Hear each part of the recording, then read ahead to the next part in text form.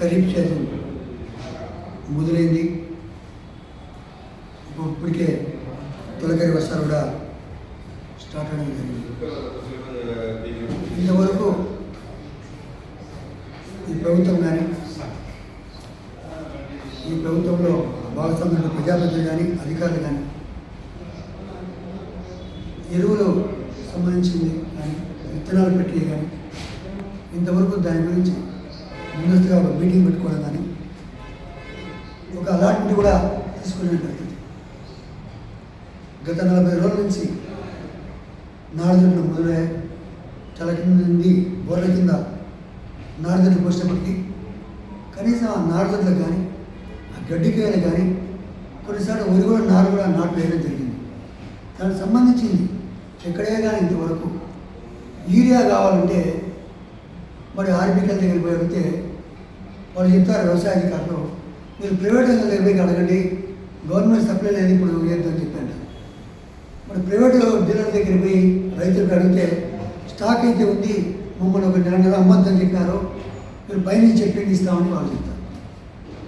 అదే మన బస్తా డబ్బులో త్రిబుల్ రేట్కి అయితే మరి గతంలో సారా బ్యాన్ చేస్తే ఏ విధంగా దొరుకుతాడో ఈరోజు రైతుల పరిస్థితి కూడా పాపం ఆ విధంగా తయారైంది. ఎరువుల గురించి గత ఏడాది కూడా చూసాం. ఎరువులతో యూరియా కోసం ఎంత పాటు పడింది, రైతు ఇబ్బంది పడింది.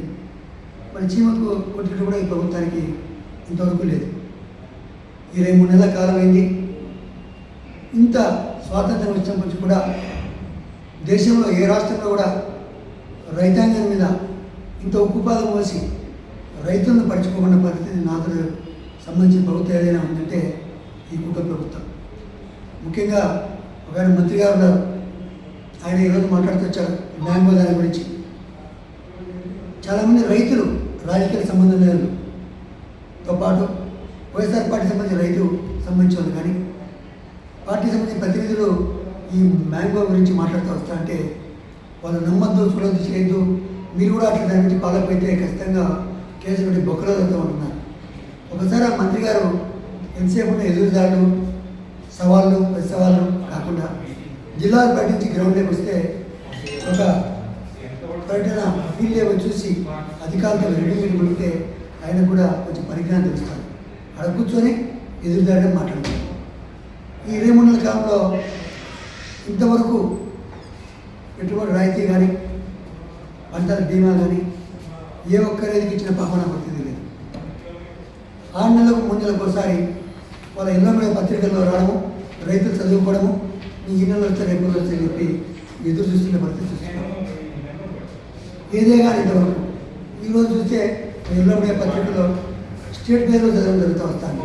దాదాపు 419 కోట్ల రూపాయలు గంటా దుబాయ్ సంబంధించి ఆ రోజు ప్రకటన చేసి 10 రోజుల లోపలనే మరి పూర్తయిన సర్వే పరిస్థితి వెంటనే మరి ఏదైతే నష్టపోయిన రైతులను వెంటనే లబ్ధిదారుల జాబితా తయారైన వెంటనే రైతులకు జమ చేస్తామన్నారు. ఇంతవరకు అది కూడా రైతాన్ని పరిచిన పరిస్థితి లేదు. ప్రతిదీ కూడా అదృష్టం బాగుండి భగవంతుని కరుణించి వరదేవుడు వర్షాలు సరైన సమయం పడినప్పుడు కూడా మరి అన్ని పంటలు పంట బాగా దిగుబడి వచ్చినప్పుడు కూడా ఏ పంట కూడా మరి ముందస్తుగా ప్రణాళిక ఉండదు ఈ ప్రభుత్వంలో. మరి తెలిసి ఏదైనా తెలియకుండా ముందుగా తెలియబడుతుంది తెలుస్తుంది. గుడ్డ శనగలు అయితే 90% అమ్మిన తర్వాత మరి గిట్టుబాటు ధర అని చెప్పి పెడతారు. ఊరి అయితే 90% పైన అమ్మిన తర్వాత గిట్టుబాటు ధర అంటారు. జొన్నలు అయితే 90% అమ్మిన తర్వాత మరి గిట్టుబాటు ధర అంటారు. మళ్ళీ ప్రకటనలు ఏమో పెద్ద ఎత్తున ఊదర కొడతారు వాళ్ళలో చాలామందుకు. మేము ఇది మొదలు పెట్టాను, ఇది పెట్టాను, ఇది కంటాను, ఇది చేస్తున్నాం అని చెప్పాను. ఏదే కానీ అసలు రైతుల మీద నేను మొదలుకొని ప్రజాప్రతినిధులు, మంత్రి వరకు, సీఎం వరకు, అలాగే కలెక్టర్ వరకు ఎవడే కానీ ఈ సంబంధించిన వ్యవసాయ రైతాంగాన్ని పరుచుకునే పరిస్థితి లేదు. ఏదేమైనా కూడా ఇప్పుడైనా మరి త్వరగా స్టార్ట్ అయినాయి. ముందస్తుగా మరి రైతులకు కావాల్సినటువంటి ఎరువులు, విత్తనాలు అందుబాటు పెట్టే చేయాలని చెప్పి చేస్తున్నాం. దాంతోపాటు ఎన్నికల సమయంలో కూడా మరి రైతులకు సంబంధించిన ముఖ్యంగా దృష్టిలో పెట్టుకుని ఆ రోజు ఇచ్చిన హామీల్లో, అబద్ధాల హామీల్లో డీజిల్, ఆయిల్, పెట్రోల్ సంబంధించి కూడా ధరలు తగ్గిస్తామని చెప్పడం జరిగింది.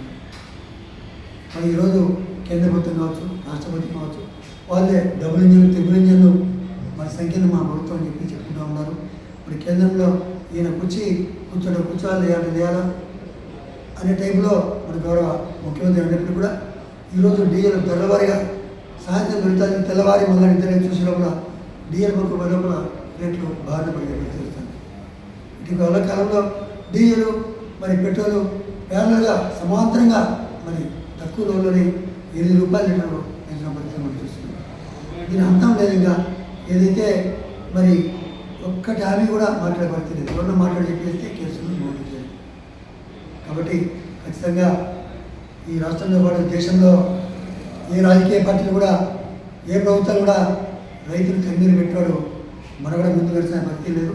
ఖచ్చితంగా వాళ్ళ కుటుంబాలకు 2 లక్షల కుటుంబాలకు సంబంధించినటువంటి రైతాంగ కుటుంబాలు కంటే లేరు. ఆ కుటుంబాల ఊసరి తగిలి మీరు మూల్యం చెల్లించి తప్పదని చెప్పి మీ ద్వారా నేను తెలియజేస్తున్నాను.